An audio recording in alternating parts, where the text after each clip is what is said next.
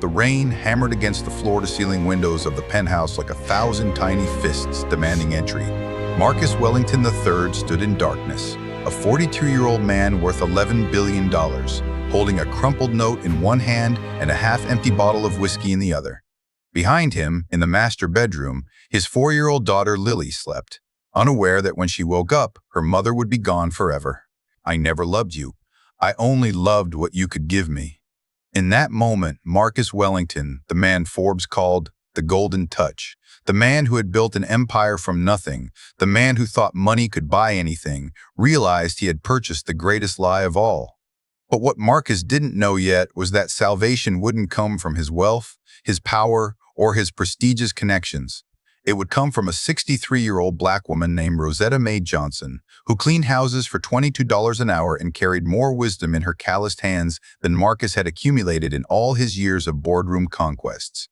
This is the story of how a maid saved a billionaire's soul, and how, in return, he would finally learn what it truly means to be rich. The morning light was merciless. Marcus squinted against the harsh sun streaming through the windows he'd paid $300,000 to install because his interior designer said they would maximize the Manhattan skyline experience. Now, they felt like spotlights exposing every crack in his carefully constructed facade. He was still in his clothes from yesterday, a custom Brioni suit that had cost more than most people's cars.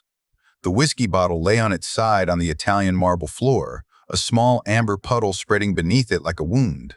"Daddy?" The small voice cut through his fog. Marcus turned to see Lily standing in the doorway, her blonde curls tangled from sleep, her favorite stuffed rabbit, Mr. Dovett, buttons dangling from her tiny hand. "Hey, sweetheart." His voice was gravel and broken glass. "Where's Mommy?" Marcus felt something crack inside his chest. How do you explain to a 4-year-old that her mother chose a younger man, a villa in Monaco, and a life free from the burden of motherhood? How do you tell a child that she wasn't enough to make her mother stay? "Mommy? Mommy had to go away for a while, princess." Lily's bottom lip trembled. "When is she coming back?" "Never." The word lodged in Marcus's throat like a stone. "I don't know, baby, but Daddy's here. Daddy's always going to be here." Lily nodded slowly, but her eyes, those enormous blue eyes that were exact replicas of Victoria's, filled with a confusion that would take years to understand. Marcus's phone began to buzz. Then it didn't stop. His executive assistant, his lawyers, his publicist, the board of directors. Victoria's departure hadn't been quiet, she'd made sure of that. She'd given an exclusive interview to Page 6 before her private jet even touched down in Europe. "Billionaire's wife flees, he was married to his money, not me." The headline was everywhere. The story painted Marcus as a workaholic monster who neglected his beautiful wife, who chose spreadsheets over romance, who was so emotionally unavailable that Victoria had no choice but to seek comfort elsewhere. It was a masterful piece of fiction. Victoria had always been good at storytelling. It was one of the things that had attracted him to her at that charity gala 7 years ago. He just never realized he'd become the villain in her narrative. His phone buzzed again. This time, it was a text from his assistant, Rebecca. "Sir," the household staff agency called. "3 of your staff members quit this morning. They don't want to be associated with the media attention. Also, the nanny gave her 2 weeks' notice." Marcus stared at the message. Of course. Rats fleeing a sinking ship. It didn't matter that he'd paid them generously, that he'd given them bonuses every Christmas, that he'd funded their children's educations. The moment his reputation became toxic, they scattered. "Daddy, I'm hungry." He looked at Lily. When was the last time he'd made his daughter breakfast? He honestly couldn't remember. There had always been someone else to do it. The nanny, the cook, Victoria on her good days. "Okay, princess, let's figure out breakfast." Marcus walked into his gourmet kitchen, a space with professional-grade appliances he'd never once used, and opened the refrigerator. He found organic milk, French butter, 17 types of artisanal cheese, and absolutely nothing he knew how to prepare for a 4-year-old. 20 minutes later, he was staring at a pan of burned scrambled eggs that looked like yellow rubber, and Lily was crying because the toast was too brown and she wanted Mommy's pancakes. Marcus Wellington III, the man who had negotiated billion-dollar mergers, who had stared down hostile takeover attempts without flinching, who had been called ruthless and unstoppable by business journalists worldwide. This man was being defeated by breakfast. He sank into a chair at the kitchen island and put his head in his hands. This was rock. It had to be. He was wrong. The staffing agency sent over candidates for the next 3 days, and each interview was more disastrous than the last. The first nanny, a young woman named Brittany, spent the entire interview talking about how excited she was to work in such a famous house and asking if she could post pictures on her Instagram. The second candidate, a man named Harold, seemed competent until Marcus caught him taking photos of the penthouse's artwork pieces worth millions that had been featured in Architectural Digest. The third, fourth, and fifth candidates all had the same look in their eyes when they met Marcus, dollar signs. They saw an opportunity, a meal ticket, a way in. By the sixth day, Marcus was desperate. Lily had stopped eating properly. She'd had 2 nightmares in a row, screaming for her mother. Marcus had canceled 3 board meetings, 2 investor calls, and a crucial presentation. His business was suffering. His daughter was suffering. He was drowning. The agency called one more time. "Mr. Say, Wellington, I have to be honest with you," said the woman on the phone, her voice carefully neutral. "Given the current media situation, we're having difficulty finding candidates willing to take the position. However, there is one woman who expressed interest. She's not our usual profile, but she has impeccable references and 35 years of childcare experience." "Send her over," Marcus said, too exhausted to ask questions. "I should mention, she's primarily worked with middle-class families. She may not be accustomed to your lifestyle." "I don't care if she's accustomed to my lifestyle. I care if she can take care of my daughter." The doorman called up 2 hours later. "Mr. Wellington, there's a woman here to see you. She says she's from the agency. Should I send her up?" There was something in his voice, a hesitation, a judgment that Marcus was too tired to analyze. Send her up.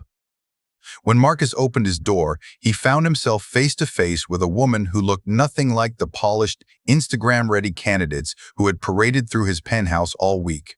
Rosetta Mae Johnson was 63 years old, with skin the color of rich mahogany and hair that had gone silver white, braided neatly against her scalp.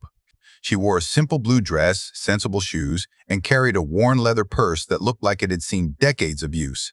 But it was her eyes that caught Marcus's attention. They were deep brown, warm, and held a kind of knowing that made him feel for the first time in days like he was being seen rather than assessed. "Mr. Sest. Wellington," she said, her voice carrying the gentle lilt of the South. "I'm Rosetta Johnson. The agency sent me."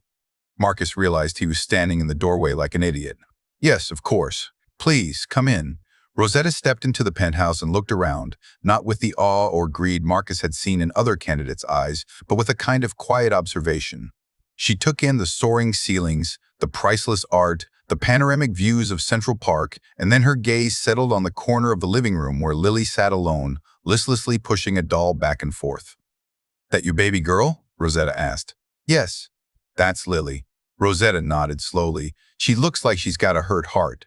The simple observation hit Marcus like a punch to the chest. None of the other candidates had even looked at Lily. They'd been too busy cataloging the penthouse's assets. Her mother, Marcus started, then stopped. He didn't owe this woman an explanation. "I read the papers," Rosetta said quietly.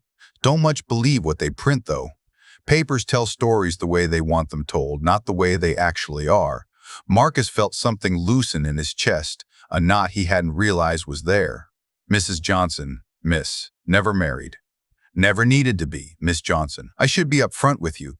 This isn't a normal situation. The media attention, my schedule, the circumstances. It's not ideal." Rosetta looked at him with those knowing eyes. "Mr. Subble. Wellington, I've raised 11 children that weren't my own, helped 23 families through hard times, and buried both my parents, 3 brothers, and my best friend of 40 years. There isn't much in this life that scares me anymore." She paused, then added, "Except maybe letting a child suffer when I could help. That's the only thing that keeps me up at night." Marcus found himself at a loss for words. This woman wasn't trying to impress him, wasn't trying to leverage his desperation, wasn't even trying to sell herself. She was simply present. "The salary," he began. "Is fine," Rosetta interrupted. "I didn't come here for the salary, Mr. Wellington. I came here because I heard a little girl needed someone and her daddy was too proud or too scared to ask for real help." Marcus blinked. "I'm sorry? The agency said you'd been through 6 candidates in 3 days, said you were demanding and difficult to please." Rosetta smiled slightly. "You know what I heard?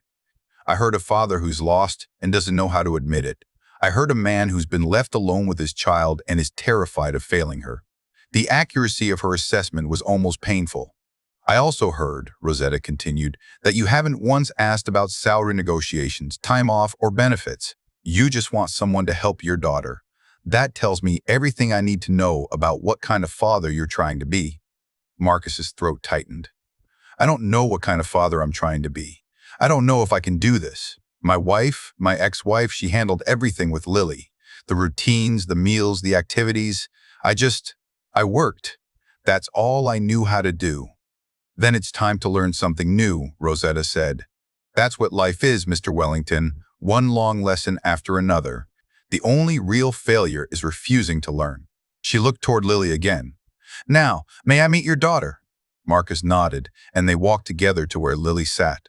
Rosetta lowered herself slowly to the floor, her knees protesting, but her movements deliberate until she was at eye level with the little girl. Hello there, sweet pea.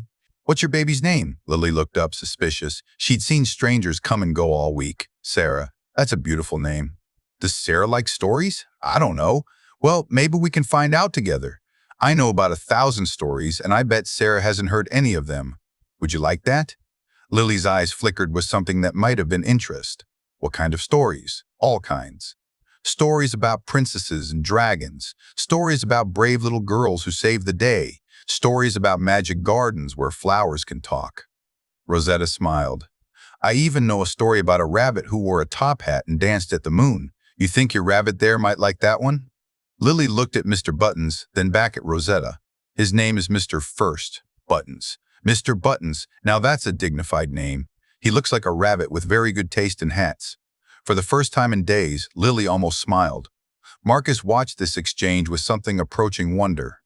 In less than 2 minutes, this woman had connected with his daughter more genuinely than the army of expensive nannies and childcare experts ever had.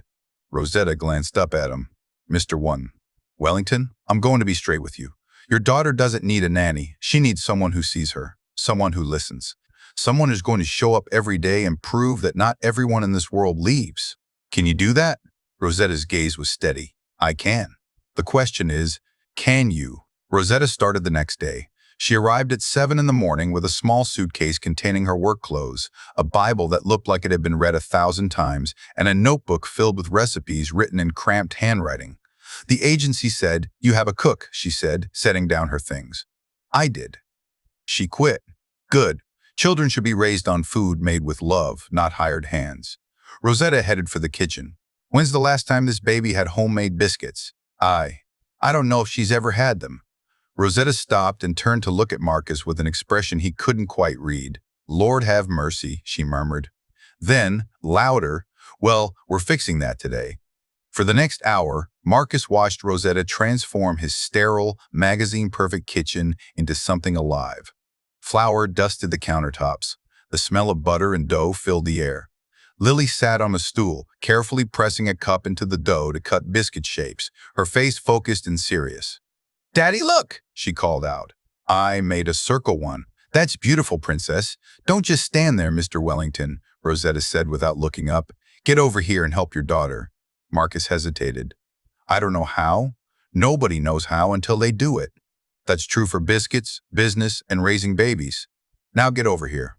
Feeling strangely chastened, Marcus crossed the kitchen and stood beside his daughter. Rosetta handed him a cup.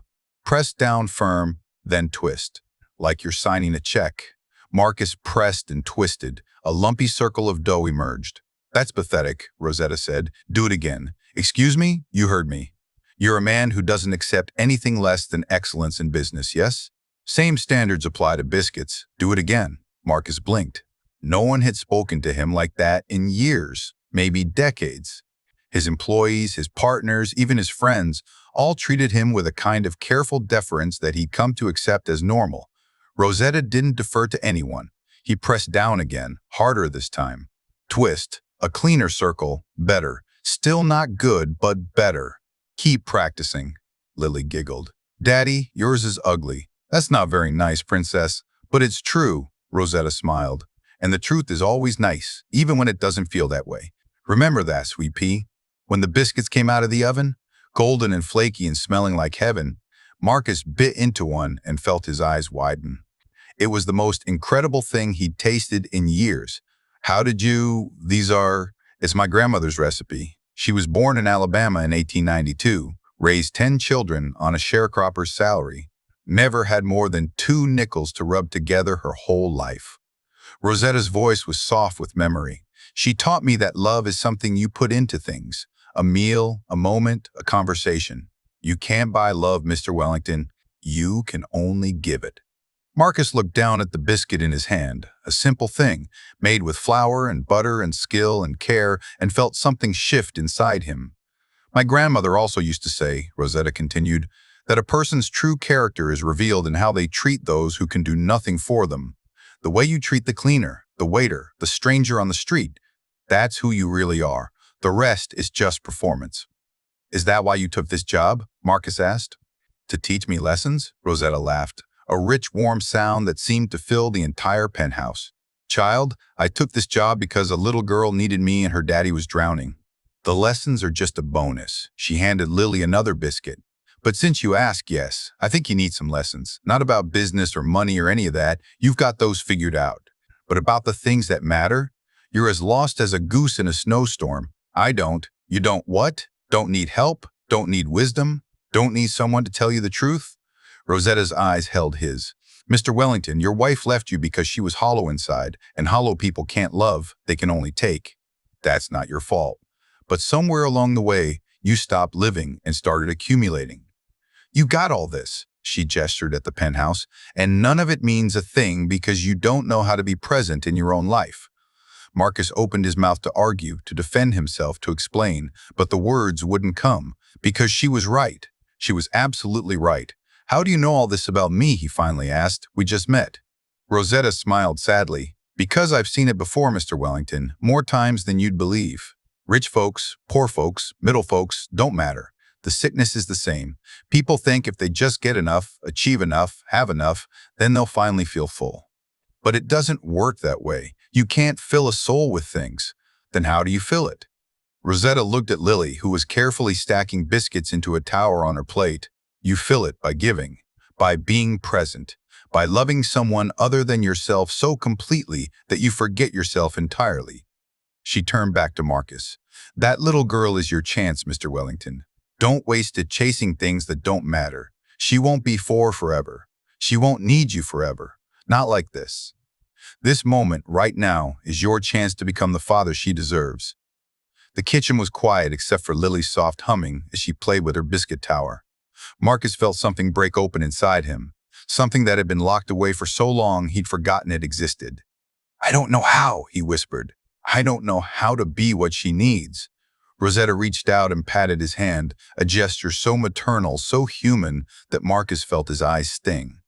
Then it's a good thing I'm here to teach you, she said. Now, let's clean up this kitchen. And Mr. Wellington, yes? Call me Rosetta. I don't stand on ceremony. The first week with Rosetta was a revelation. She restructured the entire penthouse routine. Breakfast was at 7:30 homemade, always. Lunch at noon, dinner at 6, bedtime at 8, with stories read out loud, never screens. Children need rhythm, Rosetta explained. They need to know what's coming next. It makes them feel safe. Marcus found himself adjusting his schedule to match. Board meetings were moved, calls were rescheduled. For the first time in his career, he told his assistant that family time was non-negotiable. Sir, the Tokyo investors want. Tell them I'm unavailable between 6 and 8 p.m. But sir, Rebecca, unavailable. The silence on the other end of the line was louder than any objection. But it was the second week when everything changed. Marcus received a call from his lawyer. Victoria's divorce attorney had filed papers demanding 60% of his assets, full custody of Lily, and $5 million annually in spousal support. The grounds? Emotional neglect and an unstable environment for their daughter. Marcus read the filing in his study, his blood running cold.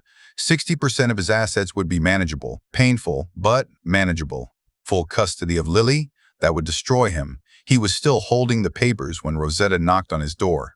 Mr. Wellington, Lily's asking for you. It's story time. I can't. Not right now.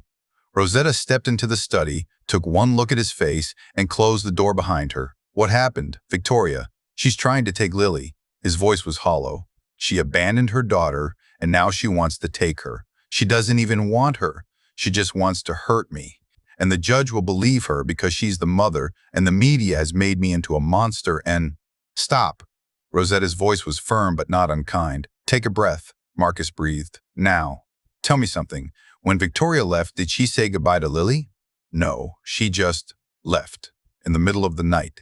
Has she called Lily since? Not once. Has she sent a letter, a gift, anything? Nothing. Rosetta nodded slowly.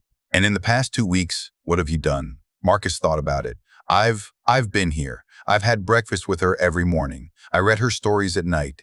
I took her to the park last Tuesday. You've been a father, Rosetta finished. That's what you've done. And that's what matters. But the courts see what's in front of them. And what's in front of them is going to be a father who changed his life for his daughter and a mother who couldn't be bothered to say goodbye. Marcus looked at the papers in his hands, then back at Rosetta. You don't understand. She's convincing. She knows how to make people see what she wants them to see. She's already won the media battle. The media isn't the courtroom. And, Mr. Wharton, Wellington, Rosetta's eyes were fierce. There's something Victoria doesn't understand. Something most people in this world don't understand. What's that? That the truth has a weight to it. You can't fake it, no matter how good a storyteller you are. The truth shows up in the small things, in the way a child looks at her father, in the consistency of presence, in the love that doesn't need an audience to be real. She paused. Victoria's story is a performance. Yours is going to be a life, and any judge worth their robe will know the difference. Marcus felt some of the ice in his chest begin to thaw. How are you so sure? Rosetta smiled, a smile that held decades of hard-won wisdom. Because I've seen evil win battles, Mr. Wellington, but I've never seen it win the war. Not when good people stand up and fight. She walked to the door, then turned back. Now, your daughter is waiting for her bedtime story. Whatever happens in these papers can wait until morning. That little girl cannot. Marcus set the papers down. He stood up. And for the first time, in as long as he could remember, he chose presence over productivity. That night, he read Lily 3 stories instead of 1. He did the voices, the silly sounds, the dramatic pauses. He held her until she fell asleep, her small hand wrapped around his finger. And in the darkness of her bedroom, surrounded by the quiet breathing of his daughter, Marcus Wellington made a promise. He would fight. Not with money, not with power, not with the ruthlessness that had built his empire. He would fight with love, with truth, with the consistent, quiet devotion that Rosetta had shown him was possible. Victoria wanted a war? She had no idea what she had started. What Victoria didn't know was that her perfect plan had a fatal flaw, and the woman who would expose it wasn't a lawyer, a private investigator, or a media strategist. It was a 63-year-old maid with 35 years of wisdom and a grandmother's recipe for biscuits. The courtroom was silent, the kind of silence that comes before a storm breaks. Victoria Wellington sat at the plaintiff's table in a designer black dress, her expression a masterpiece of wounded dignity.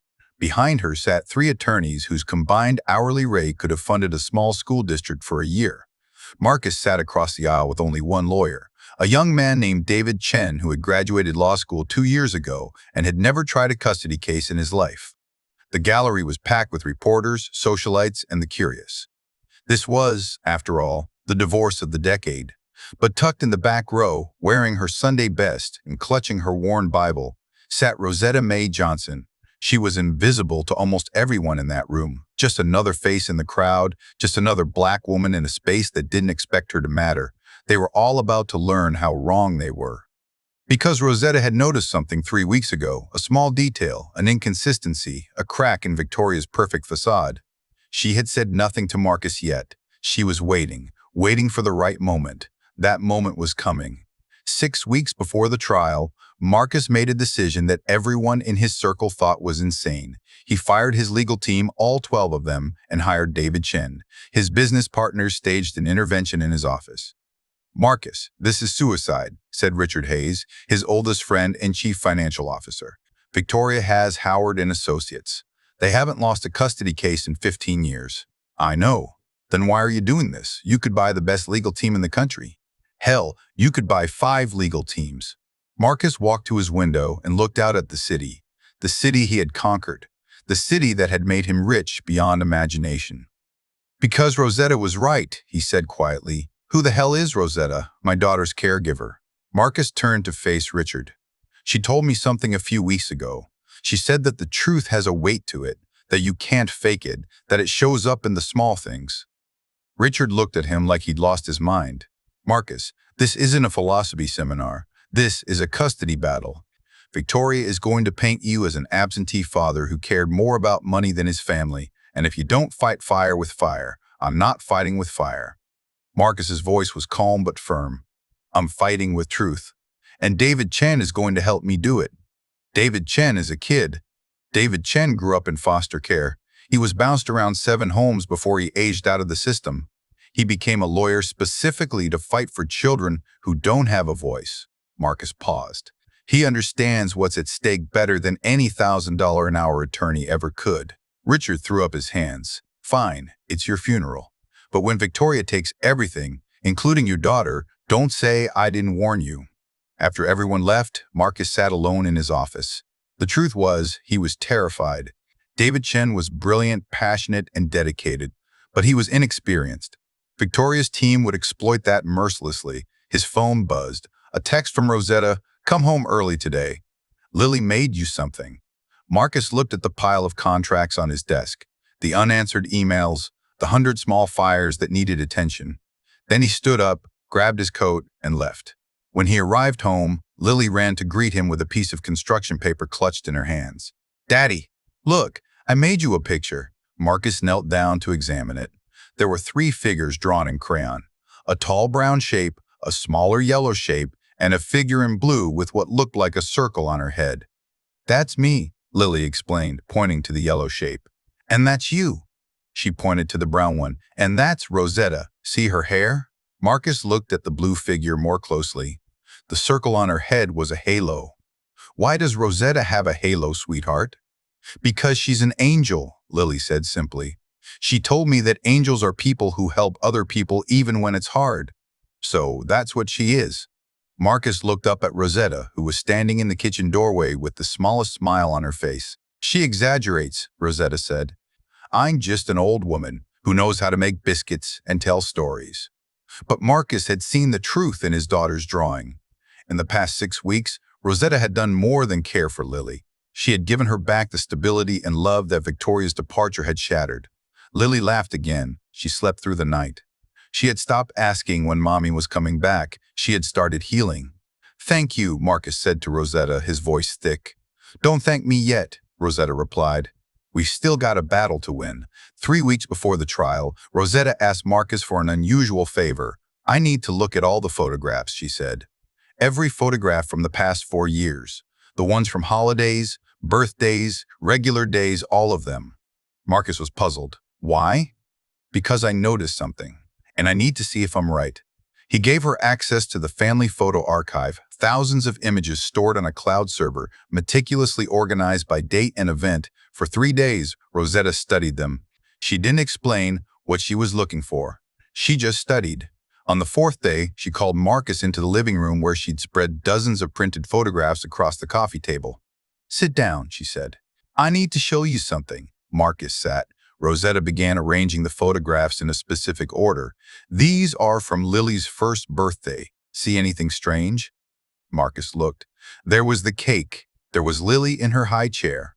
There was Victoria, smiling beautifully for the camera. There were the guests, business associates, socialites, important people. I don't. Look at Victoria's hands in every single photo. Marcus looked closer. In every photograph, Victoria was either holding a champagne glass, checking her phone, or simply standing apart, her hands never touching Lily. Not once. Now look at these. Rosetta spread out more photographs. Lily's 2nd birthday, 3rd birthday, 4th birthday. The pattern was the same. Victoria was always in the frame, always perfectly posed, but always physically distant from her daughter. I noticed it the first day I was here, Rosetta said quietly. There's not a single photograph on your walls where Victoria is actually touching Lily. Not holding her, not hugging her, not even holding her hand. In 4 years of photographs, the closest she gets is standing next to her. Marcus felt his chest tighten. That doesn't mean by itself? No, it doesn't mean anything. But look at these. Rosetta pulled out more photographs. These ones more recent, from the past 8 weeks. They showed Marcus and Lily at the park, Marcus and Lily making biscuits, Marcus and Lily reading stories. In every single one, they were touching, holding hands, hugging. Marcus carrying her on his shoulders, Lily curled in his lap. "That little girl has been starving for physical affection her whole life," Rosetta said. "And she's been getting it from you, not her mother." "The photographs don't lie, Mr. Wellington. They never lie." Marcus stared at the images laid out before him, a visual history of his daughter's life, told through the presence and absence of love. "There's more," Rosetta continued. She pulled out a small notebook. "I've been keeping track. Every time Lily talks about her mother, she describes what her mother wore, what her mother said, what her mother bought her. Not once has she described what her mother did with her. Not once has she said, 'Mommy and I played together,' or 'Mommy read me a story.'" She paused, letting that sink in. "Your wife didn't love your daughter, Mr. Wellington. She loved the idea of having a daughter, the perfect accessory for the perfect life. But actual love? The messy, inconvenient, showing up every day kind of love." Rosetta shook her head. "Victoria doesn't know what that is, and deep down, I think Lily always knew it. Children always know." Marcus was silent for a long moment. When he finally spoke, his voice was barely a whisper. "Why didn't I see it? Because you were busy. Because Victoria was good at performing. Because sometimes the people closest to a situation are the last ones to understand it." Rosetta reached out and covered his hand with hers. "The important thing isn't what you didn't see before. It's what you do now. What do I do now? You take this to your lawyer. Every photograph, every pattern, every detail, and you let the truth speak for itself." David Chen studied the photographs for 2 days. Then he called a meeting. "This is extraordinary," he said, spreading the images across his desk. "I've never seen anything like it. It's like a 4-year documentation of emotional absence." "Can we use it?" Marcus asked. "We can, but we need to be careful. Victoria's lawyers will argue it's cherry-picked, taken out of context, manipulated. We need more." "What more?" David leaned back in his chair. "We need testimony from people who actually witnessed Victoria's parenting, or lack thereof. People who have no reason to lie for you. Everyone who worked for us either quit or signed NDAs with Victoria's lawyers." "Not everyone." David looked at Marcus steadily. "What about the people Victoria didn't consider important enough to silence? Like who? Like the cleaning lady at the park you used to take Lily to. Like the barista at the coffee shop near your daughter's preschool. Like the doormen and security guards who watched your family come and go for 4 years. David smiled slightly. "The invisible people. The ones nobody notices because they're just staff." Marcus thought about this. He thought about how Victoria had always treated service workers, the way she looked through them, the way she spoke to them like they weren't entirely human. Victoria didn't know their names, he realized. She never bothered to learn them. But you did? Marcus had to admit, he hadn't always. For years, he'd been just as blind as Victoria. But in the past 2 months, something had shifted. He'd started seeing the people around him differently. "I know them now," he said, "some of them." "Then let's start there." Over the next 2 weeks, David Chen conducted dozens of interviews. The people he talked to weren't celebrities or CEOs or socialites. They were doormen and parking attendants, nannies and teachers, grocery clerks and cab drivers. The invisible army that keeps the lives of the wealthy running smoothly. And what they had to say was devastating. Mrs. Wellington, she never even looked at the child, would hand her off to whoever was nearby and go straight to her phone. Maria Santos, former nanny. "I've seen Mr. Stay. Wellington bring Lily to the park maybe 100 times in the past 2 months. In 4 years, I never once saw Mrs. Says Wellington bring her."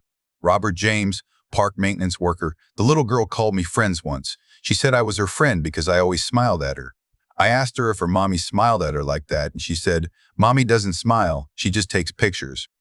Amara Okonkwo, preschool security guard. Story after story, witness after witness. A mosaic of small moments that painted a devastating portrait of Victoria Wellington as a mother who had been physically present but emotionally absent. And then came the most powerful testimony of all. "There's someone else who wants to speak," David told Marcus the week before the trial. "Who?" "Rosetta. She wants to testify." Marcus was stunned. "She doesn't have to do that. She could be dragged through the mud by Victoria's lawyers. They'll attack her, try to discredit her. She knows." She wants to do it anyway. Why? David smiled. She said, and I quote, "Because that little girl deserves to have someone stand up and tell the truth about what love looks like. And I've been watching it for 8 weeks. I know exactly what it looks like." Marcus closed his eyes. This woman, this 63-year-old maid who had no obligation to him, no stake in the outcome, nothing to gain, was willing to put herself on the line for his daughter. "David," he said slowly, "what exactly has Rosetta seen?" "Everything, apparently. She's kept a journal, daily observations about your relationship with Lily, about the changes she's witnessed, about the healing that's happened since Victoria left." David paused. "She's also documented some things that Victoria said to Lily the week before she left. Things Lily repeated without understanding what they meant." "What things?" David handed him a page from Rosetta's journal, day 43. "Lily told me today that Mommy said she was the chain around Daddy's neck. She didn't understand what it meant. She asked me if chains were bad. I told her that some chains are made of love, and those are the strongest chains in the world. She said maybe she was one of those chains. I told her, yes, baby. You are exactly that kind of chain." Marcus couldn't speak. His daughter, his 4-year-old daughter, had absorbed her mother's cruelty without even realizing it. "We're going to win," David said quietly. "I didn't believe it at first. I thought we were David against Goliath. But the truth, the actual truth of what happened in your family, it's not on Victoria's side. It never was. And Rosetta? Rosetta is our secret weapon. Victoria's lawyers will never see her coming. They'll dismiss her as a servant, a nobody, someone whose testimony doesn't matter." David smiled. "And that will be their biggest mistake." The courtroom was hot despite the air conditioning. Bodies packed into every available seat. Journalists scribbled notes. Victoria's lawyers exuded confidence. Victoria herself was a portrait of wounded motherhood. She dabbed at her eyes at strategic moments. She clutched a handkerchief. She was, as always, giving a flawless performance. Her lawyers presented their case first. Witnesses spoke about Marcus's long hours, his travel schedule, his reputation for ruthlessness in business. They implied, never quite stating directly, that a man so focused on money couldn't possibly be a fit father. Then it was David Chen's turn. He called his witnesses one by one. The doorman, the park worker, the preschool security guard. Each one small, each one seemingly insignificant, but together they formed a pattern that was impossible to ignore.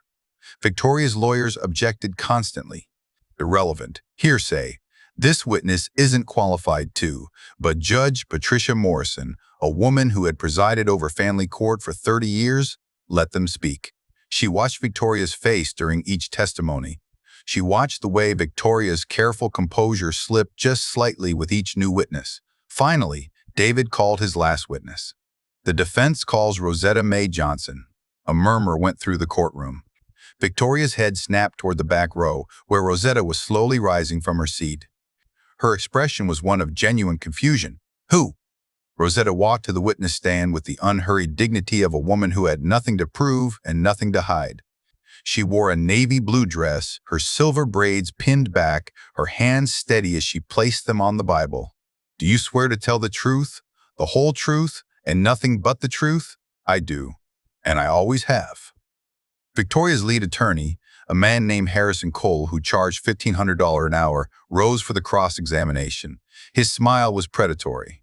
"Ms. Johnson, you are employed by Mr. Wellington, correct?" "That's correct. So you have a financial interest in seeing Mr. Wellington win this case." Rosetta's gaze was steady. "I have a financial interest in making sure a little girl is cared for properly, whether that's with Mr. Wellington or in another arrangement. If it's what's best for Lily, I'm all for it." Cole blinked, thrown slightly off his prepared script. "But surely you understand that your loyalty to your employer might color your testimony." "Sir, I've worked for over 40 families in my life. I've seen good parents and bad parents, loving homes and broken ones. I'm not loyal to employers. I'm loyal to children. And what I've seen in that household these past 8 weeks tells me everything I need to know." "And what exactly have you seen?" This was the moment David had prepared her for. Rosetta turned to face the judge directly. "Your Honor, may I speak plainly?" Judge Morrison nodded. "Please do."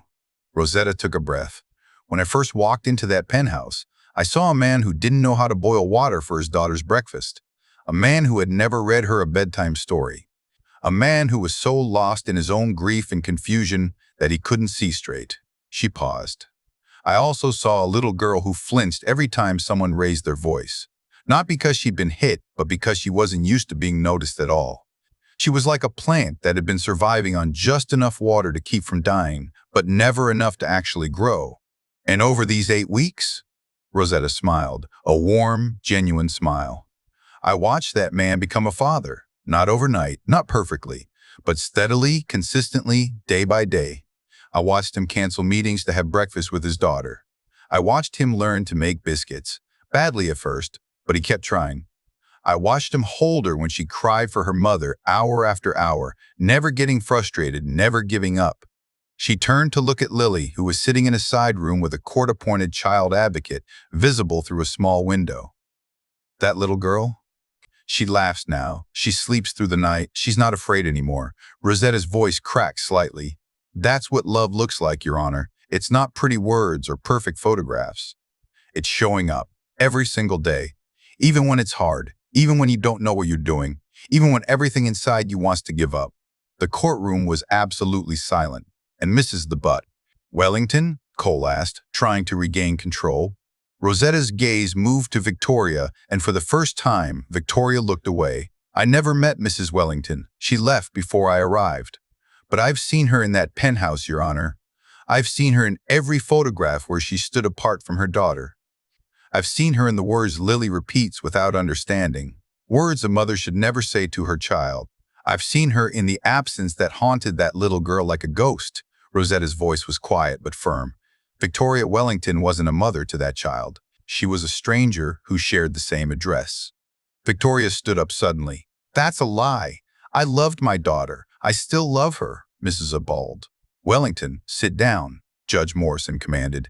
But Victoria was beyond control now. You can't listen to her. She's just a maid. She doesn't know anything about our family. The word hung in the air. Just a maid, just a servant, just someone Victoria had never bothered to see as fully human. Rosetta's expression didn't change. If anything, she seemed almost sad. Mrs. Wellington, she said quietly, in my 63 years, I've learned that how a person treats people like me tells you everything you need to know about who they really are. You never learned my name because I wasn't worth learning. Your daughter never had to learn my name. She asked it the first day she met me. She turned back to the judge. Lily asked me once why her mommy never played with her. I didn't have an answer. But when she asked me if her daddy loved her, I told her the truth. I said yes. I said her daddy loved her more than anything in the world, and he was learning how to show it. Rosetta's eyes glistened. That's all any child needs, Your Honor. Someone who loves them and shows it. Not expensive toys or private schools or trips to Europe. Just love. Plain, simple, showing up everyday love. She took a breath. Marcus Wellington isn't perfect, but he loves that little girl with everything he has. And he's getting better every single day. That's more than a lot of children ever get. The courtroom was silent for a long moment. Even Harrison Cole seemed to have run out of objections. Judge Morrison looked at Rosetta with an expression of deep respect. Thank you, Ms. Johnson. You may step down. Rosetta nodded and walked back to her seat with the same unhurried dignity with which she had approached. As she passed Marcus, she squeezed his shoulder once, a gesture so small that no one else noticed. But Marcus noticed, and he felt, for the first time in this entire horrible process, like he might actually survive. Judge Morrison took 3 days to make her decision. They were the longest 3 days of Marcus's life. He spent them with Lily and Rosetta. They made biscuits. They read stories. They took walks in Central Park. They did all the small, ordinary things that Marcus had spent his entire adult life thinking were unimportant. Now he understood these small things were everything. On the 3rd day, they gathered in the courtroom again. Victoria was still playing the part of the wounded mother, but there was something different in her eyes now. A hardness, a desperation. Judge Morrison entered. Everyone rose.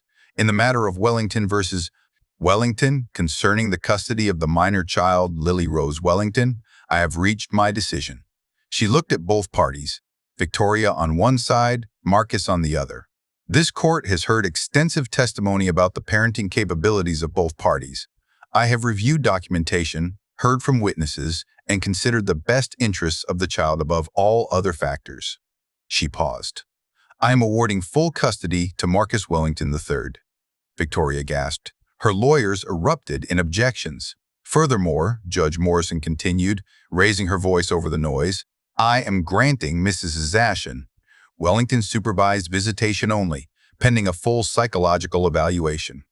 The testimony presented in this court has given me serious concerns about Mrs. Xpay Wellington's capacity for genuine emotional connection with her daughter. The judge looked directly at Victoria. Mrs. Wellington, I have presided over family court for 30 years. I have seen parents who make mistakes, and I have seen parents who are simply absent. You are the latter. You had 4 years to be a mother to your daughter, and in that time, you failed to form any meaningful bond with her. Victoria's face twisted with rage. This is insane. I'm her mother. Biology does not equal motherhood, Judge Morrison said firmly. Motherhood is earned through presence, through care, through the consistent daily act of putting your child's needs above your own. By every measure this court has been presented with, you did not earn that title. She turned to Marcus. Mr. Wellington, I am also aware of your failings as a parent. For years, you allowed your work to take precedence over your relationship with your daughter. However, the testimony and evidence presented show a remarkable transformation over the past 2 months. I am encouraged by your progress, and I trust that you will continue to prioritize your daughter's well-being. Judge Morrison closed her file. This court is adjourned. Marcus walked out of the courthouse in a daze. Camera flashes exploded around him. Reporters shouted questions. None of it registered. The only thing he heard was Lily's voice as she ran toward him, escorted by the child advocate. Daddy, did we win? He knelt down and held her tight, so tight that she squeaked. Yes, princess, we won. Does that mean I get to stay with you? Forever and always. Lily wrapped her arms around his neck. Good, because Rosetta said we're making chocolate cake tonight, and I want you to help. Marcus laughed, a real laugh from somewhere deep in his chest that had been frozen for longer than he could remember. I would love to help. Over Lily's shoulder, Marcus saw Rosetta standing at the edge of the crowd. She wasn't seeking attention or acknowledgement. She was simply watching the father and daughter she had helped bring together. Marcus caught her eye and mouthed 2 words, thank you. Rosetta smiled, nodded once, and turned to walk away. But Marcus wasn't going to let it end there. Rosetta, she stopped and turned back. Where do you think you're going? Home, Mr. Saycard. Wellington. My work here is done. The hell it is. Marcus stood up, still holding Lily's hand. We're making chocolate cake tonight. And you're not leaving until you teach me your grandmother's recipe. Rosetta's eyes softened. Mr. Wellington, Marcus, my name is Marcus. And you're not just staff anymore, Rosetta. You're family. If you want to be. Lily tugged on Rosetta's hand. Please, you promised we'd make cake. And you said promises are sacred. Rosetta looked at the little girl, then at the man who had transformed before her eyes, a man who had learned to love not through money or power, but through presence and patience and the simple act of showing up. Well, she said finally, I did promise, and I suppose promises are sacred. Lily cheered. Marcus smiled, and together the 3 of them walked through the crowd of reporters and cameras, past the marble steps of the courthouse, toward a waiting car and a future that finally felt full of possibility. Victoria Wellington wasn't finished. In fact, she was just getting started. What she would do next would shock everyone, including Marcus.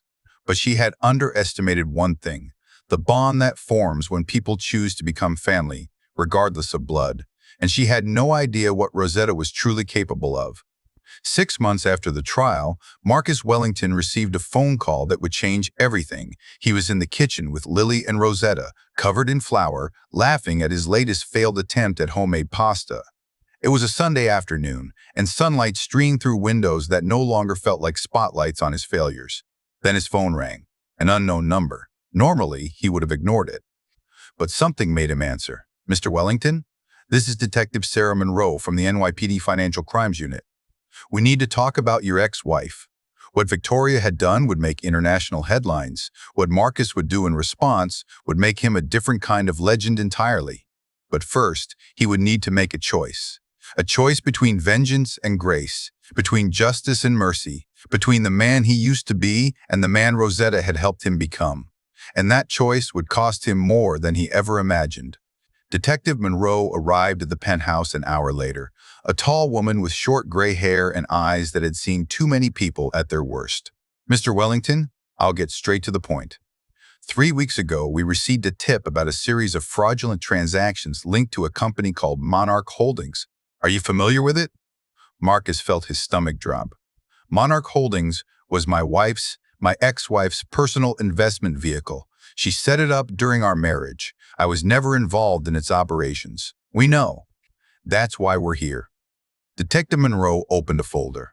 Over the past 18 months, approximately $47 million was transferred from Monarch Holdings to various offshore accounts. The source of those funds? Your family trust, specifically the education fund you established for your daughter. The room seemed to tilt. Victoria stole from Lily's trust fund? It appears so. But that's not the worst of it. Monroe handed him a document. These transfers were made using forged signatures on authorization documents. Your signatures. If she had gotten away with it, you would have been implicated in the fraud. Our investigation strongly suggests that, Mrs. Accessions, Wellington was planning to frame you for financial crimes while simultaneously securing full custody of your daughter. Marcus felt sick. She was never going to actually take Lily. She was going to destroy me and walk away with my money. That appears to have been the plan, yes. Monroe's voice was professionally neutral.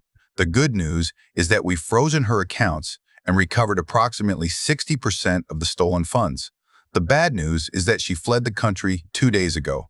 We believe she's in a non-extradition country, so she just gets away with it? Not entirely. We'll issue an international warrant, but realistically, she can't return to the U.S. without facing immediate arrest. Her assets here have been seized. Her reputation is destroyed. Monroe paused. Some might say that's justice enough.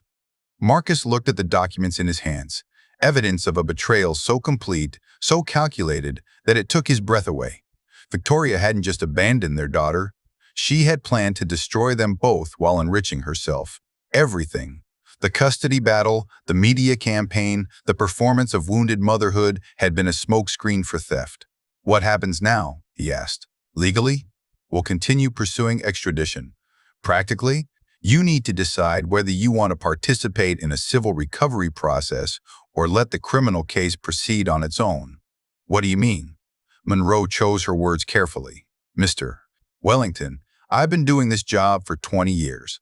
I've seen victims handle situations like this in different ways. Some pursue every legal avenue, demanding maximum punishment.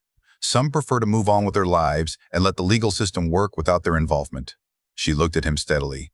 There's no wrong answer, but I will tell you this. Sometimes the best revenge is a life well lived. And sometimes people spend so much energy on justice that they forget to actually live. After Monroe left, Marcus sat in his study for a long time, staring at the documents. The old Marcus, the ruthless businessman, the man who never let anyone get away with anything, would have pursued Victoria to the ends of the earth. He would have hired private investigators, launched lawsuits, done everything in his power to see her destroyed. But that man felt like a stranger now. A knock on his door interrupted his thoughts. Come in. Rosetta entered, carrying 2 cups of tea. She handed him one and sat in the chair across from his desk, a chair that had once been reserved for nervous executives and supplicating employees. I heard the detective. Lily's napping. Rosetta's voice was calm. Want to tell me what's on your mind? Marcus told her everything. When he finished, Rosetta was quiet for a long moment. Then she said something that surprised him. What do you want, Marcus? Not what should you do. What do you want? I don't know. Part of me wants her to suffer. Part of me never wants to think about her again. Part of me feels sorry for her. Sorry for her? Marcus nodded slowly. She's alone now. She has money or whatever she managed to hide, but she's alone in some foreign country, and she can never come back. She'll never see Lily again. She'll never have a real home or real relationships because she spent her whole life manipulating people. He paused. That sounds like a prison to me. A prison of her own making. Rosetta smiled gently. You've changed, Marcus Wellington. 6 months ago, you would have wanted blood. 6 months ago, I didn't understand what really matters. And what really matters. Marcus looked toward the door, where he could picture Lily sleeping peacefully in her room. That little girl. This home we've built. The life we're living. None of that gets better if I spend the next year focused on Victoria's destruction. No, Rosetta agreed. It doesn't. You think I should let it go? I think you should do whatever gives you peace. Rosetta set down her tea. I also think that forgiveness isn't about the other person. It's about freeing yourself. Holding on to anger is like drinking poison and expecting the other person to die. Did your grandmother tell you that? No. Rosetta's eyes crinkled. I saw it on a coffee mug. But it's still true. Despite everything, Marcus laughed. What would you do, he asked, if you were me? Rosetta considered the question seriously. I would recover what I could for Lily's future. I would make sure the legal system does its job. And then I would close that chapter of my life forever and focus on writing a better one. That's it? That's it. Simple doesn't mean easy, Marcus. But it's usually right. Marcus looked at the documents one more time. Then he stood up, walked to his paper shredder, and fed them through one by one. I'll let the detectives do their job, he said. The rest is between Victoria and her conscience. Rosetta nodded with approval. Now that's the man I've been helping you become. The months that followed were the most peaceful of Marcus's life. He restructured his business to require less of his direct involvement. He hired exceptional people and learned to delegate, something he'd never trusted anyone enough to do before. He started a foundation in Lily's name that provided educational opportunities for children in foster care. David Chen joined the board. He made breakfast with Lily every morning. He read to her every night. He learned to braid her hair badly, to paint her nails messily, and to have tea parties with Mr. Phone. Buttons and a rotation of stuffed animal guests enthusiastically. And through it all, Rosetta was there. One evening, about 8 months after the trial, Marcus found Rosetta in the kitchen, staring out the window at the city lights below. There was something different in her expression, a sadness he hadn't seen before. Everything okay?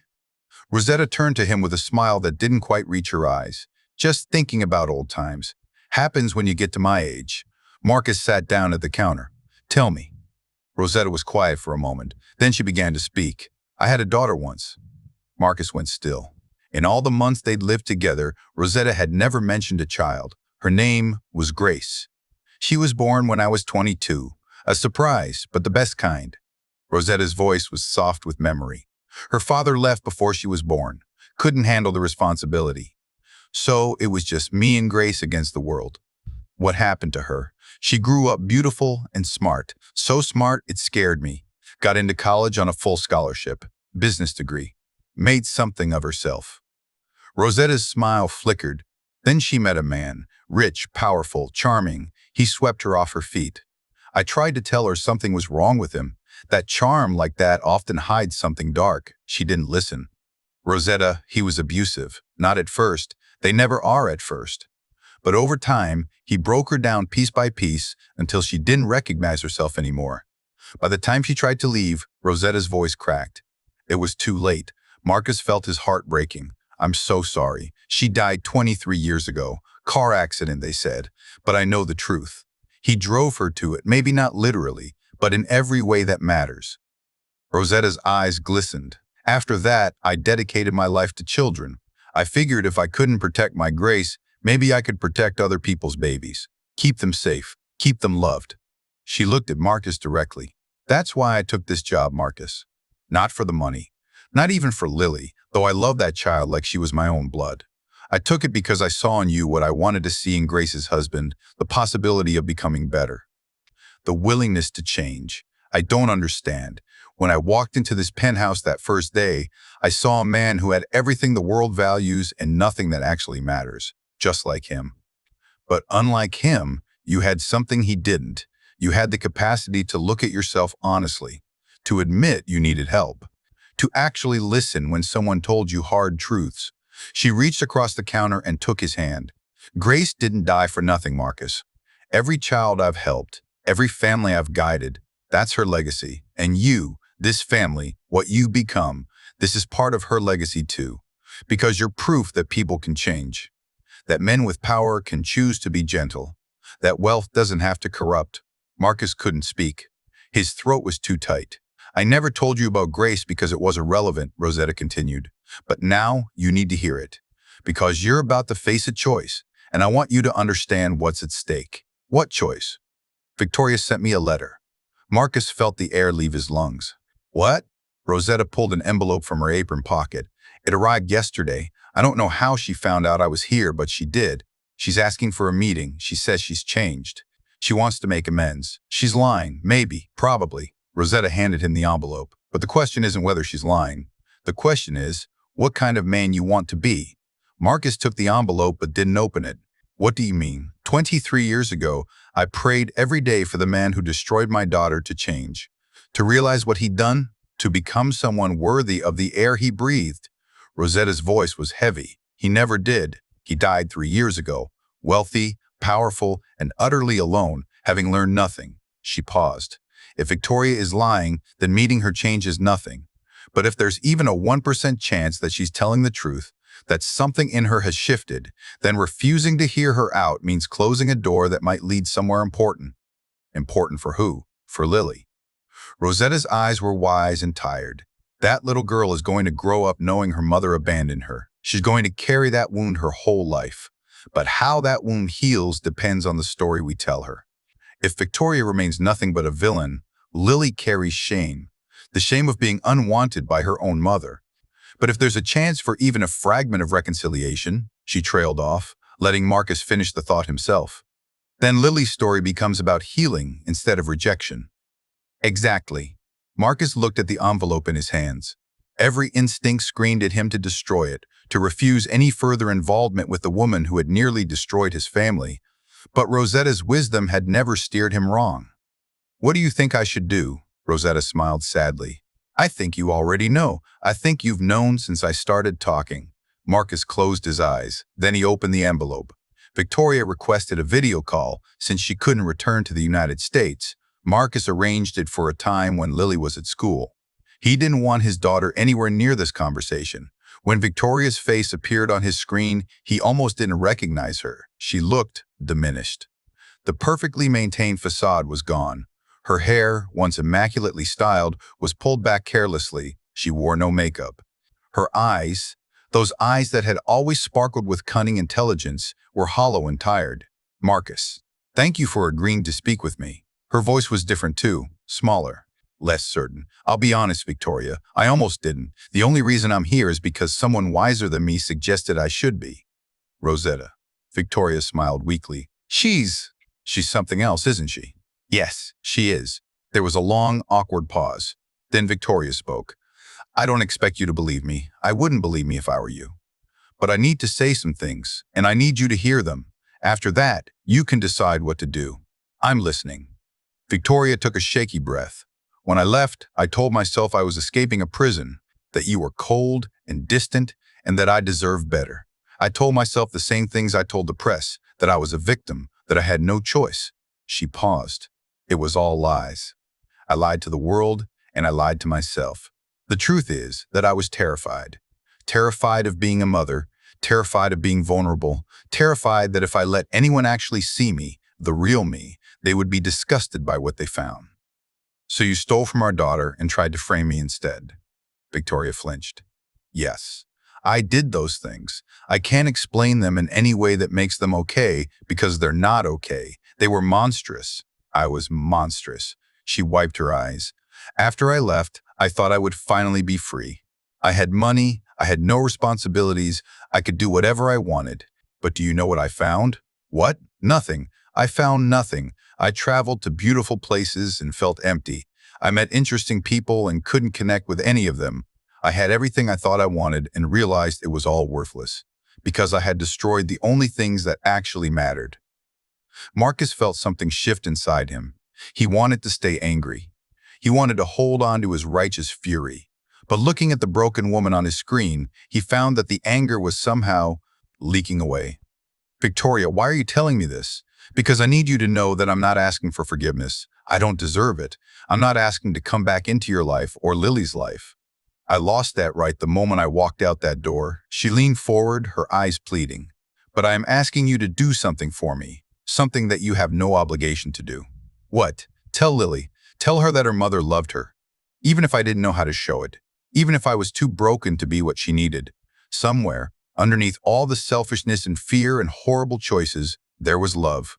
It was small and damaged, and it came out all wrong, but it was there. Victoria's voice broke. I don't want my daughter to grow up thinking she was unlovable, because she isn't. She's perfect. The failure was mine, not hers, and I need her to know that. even if she never speaks to me, even if she grows up hating me. I need her to know that the defect was in me, not in her.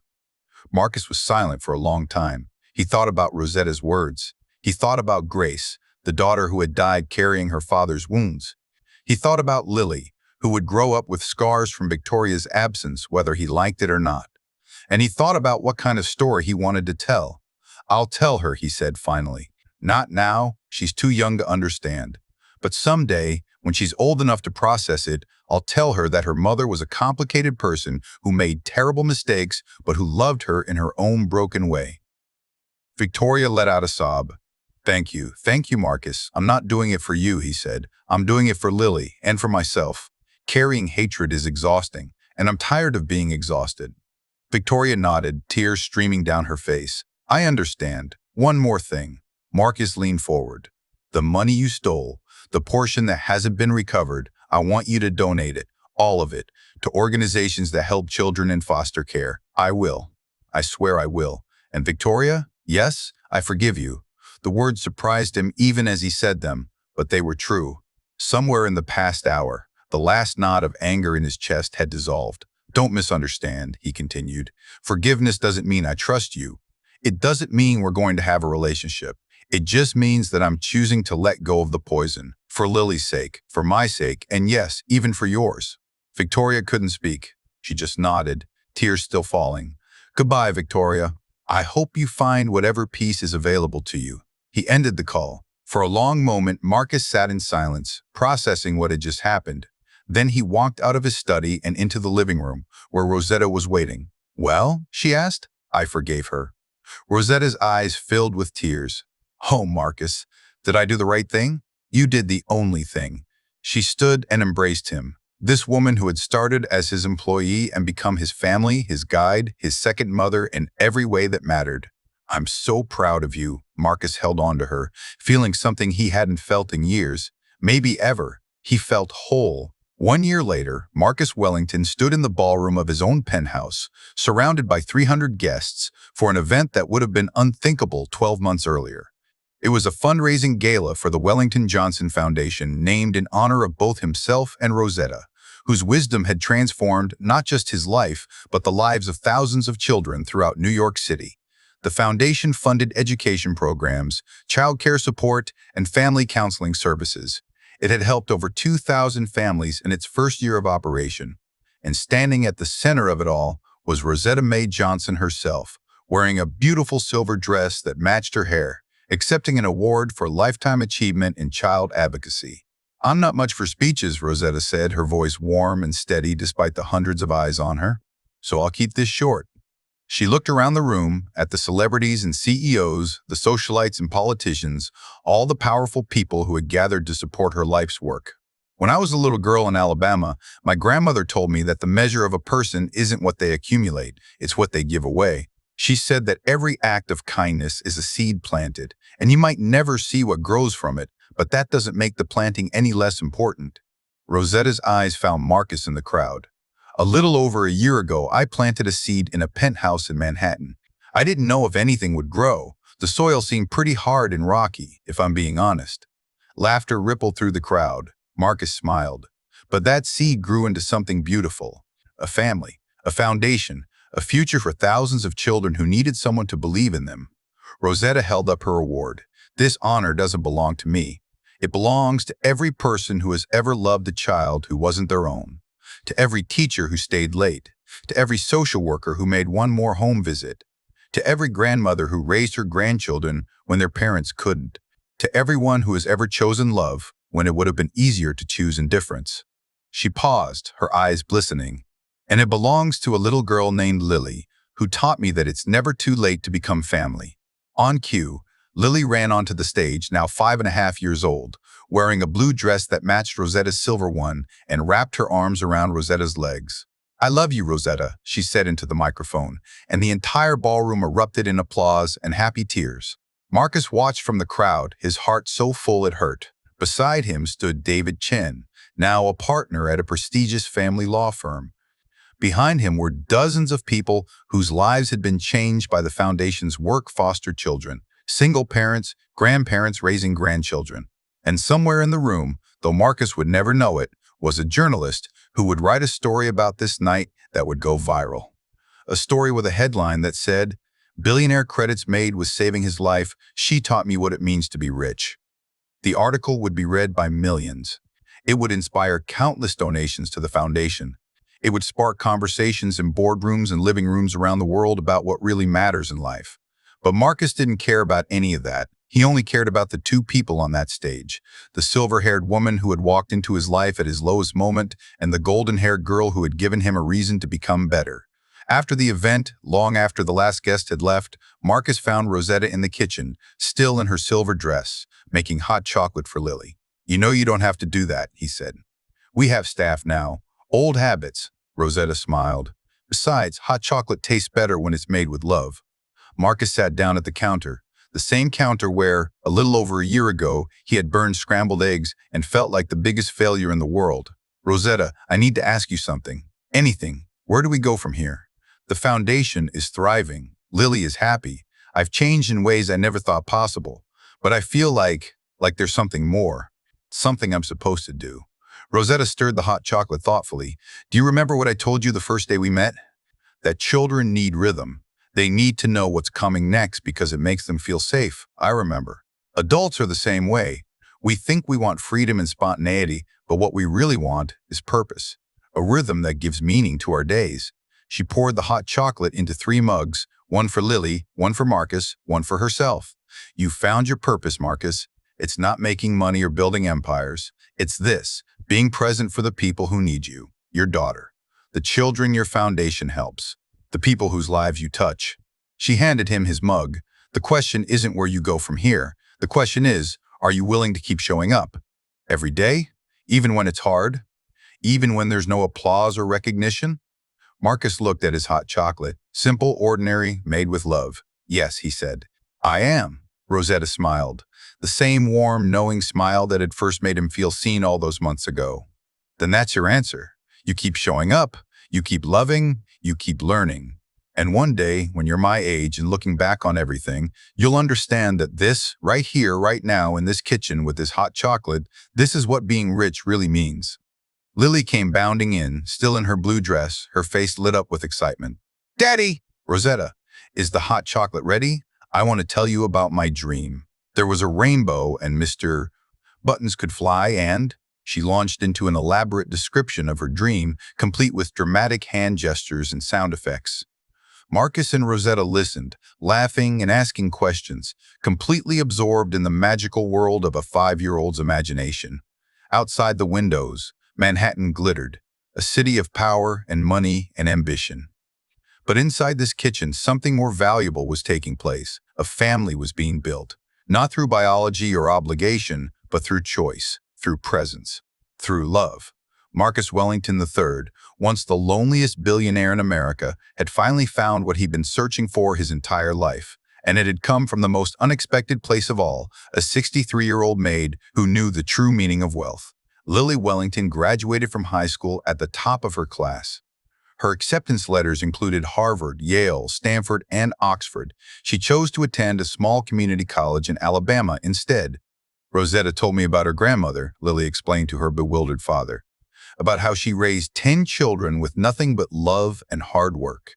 I want to understand that. I want to know what it feels like to work for something instead of having it handed to me." Marcus had never been prouder.